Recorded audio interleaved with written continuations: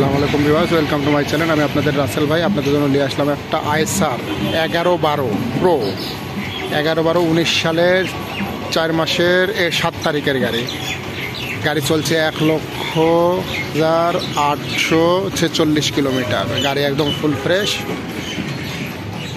একদম ফুল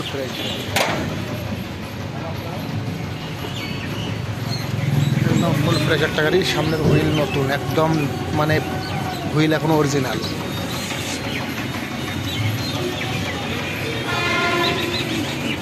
যারা full fresh গাড়ি খুঁজছেন দ্রুত চলে আসবে।